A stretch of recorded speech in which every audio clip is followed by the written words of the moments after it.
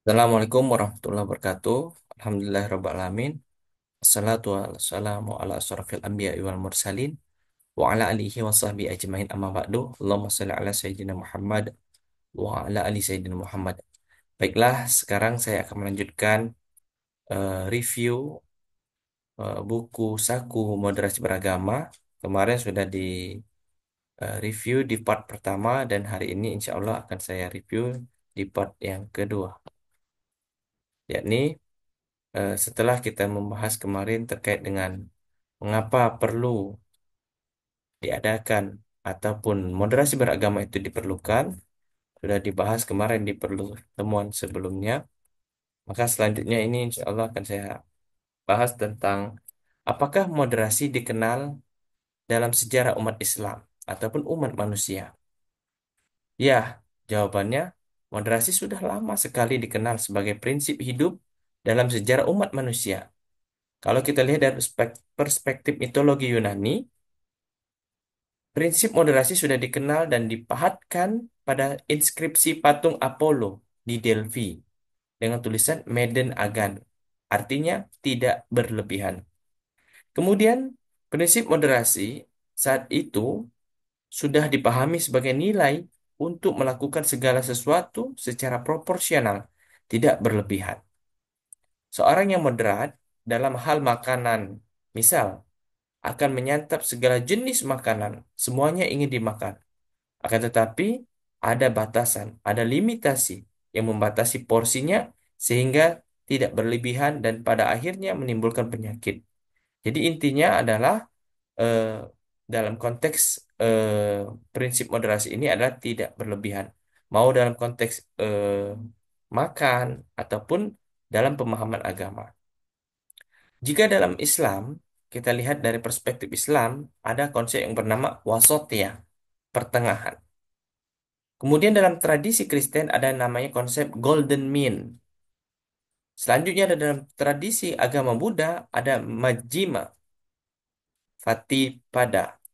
Kemudian dalam tradisi agama Hindu ada madhyamika. Kemudian Konghucu ada juga konsep zongyong. Dan semua itu adalah ajaran jalan tengah, tidak ke kiri dan tidak ke kanan. Posisinya adalah di tengah-tengah, tepat eh, berada di pertengahan. Maka dalam semua istilah, dalam setiap agama, mengacu pada satu titik yang sama, yakni memilih jalan tengah di antara dua kutub ekstrim dan tidak berlebih-lebihan dan bersikap beragama yang paling ideal. Lanjut, bagaimana menempatkan moderasi beragama dalam konteks Indonesia? Kita ketahui bahwasanya Indonesia memiliki banyak sekali suku, budaya, dan agama. Maka moderasi beragama merupakan bagian dari strategi bangsa Indonesia dalam merawat Indonesia yang sangat majemuk dan banyak ini. Sebagai bangsa yang sangat beragam, maksudnya beragam, sejak awal para pendiri bangsa sudah berhasil mewariskan suatu bentuk kesepakatan dalam berbangsa dan bernegara, yakni Negara Kebangsaan, Negara Kesatuan Republik Indonesia atau NKRI, yang telah nyata berhasil menyatukan semua kelompok, baik itu agama, etnis, bahasa, bangsa, dan budaya dan yang lainnya. Indonesia disepakati bukan negara agama, tapi juga tidak memisahkan antara agama dengan kehidupan sehari-hari warganya. Nilai-nilai agama tetap dijaga dan kemudian dipadukan, dikolaborasikan dengan nilai-nilai kearifan dan adat istiadat lokal.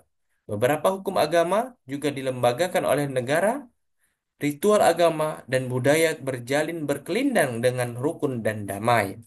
Itu semua sesungguhnya merupakan jati diri dari Indonesia. Negeri yang sangat agamis, negeri yang memiliki karakter yang sopan santun, toleran, dan juga mampu berdialog dengan keragaman. Maka, moderasi beragama harus menjadi bagian dari strategi kebudayaan untuk merawat jati diri bangsa Indonesia. Kemudian selanjutnya, siapa yang harus mengawal moderasi beragama? Tegaknya moderasi beragama perlu dikawal bersama, baik oleh orang-orang yang maupun baik perorangan maupun perlembaga, baik masyarakat maupun negara. Kelompok beragama yang moderat harus lantang bersuara dan tidak lagi memilih menjadi mayoritas yang diam. Bahkan, keterlibatan perempuan juga akan sangat penting dalam upaya memperkuat moderasi beragama. Mengingat kekerasan atas nama agama bisa saja dilakukan baik oleh laki-laki maupun perempuan.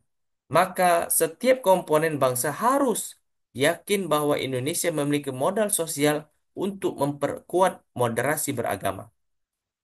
Modal sosial itu berupa nilai-nilai budaya lokal, kekayaan keragaman adat istiadat, tradisi bermusyawarah, kemudian budaya gotong royong yang diwarisi masyarakat Indonesia yang secara turun-menurun sampai saat ini masih tetap terlaksana. Kemudian modal sosial itu harus kita rawat demi menciptakan kehidupan yang harmoni dalam keragaman budaya, etnis, agama. Jika dipikul bersama, maka Indonesia dapat menjadi inspirasi seluruh dunia dalam mempraktikkan moderasi beragama.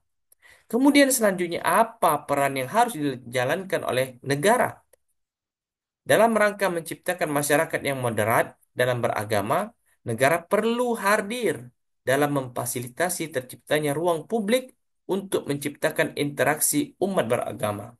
Jangan sampai negara malah melahirkan regulasi dengan sentimen agama tertentu yang diskriminatif dan diberlakukan secara ruang publik.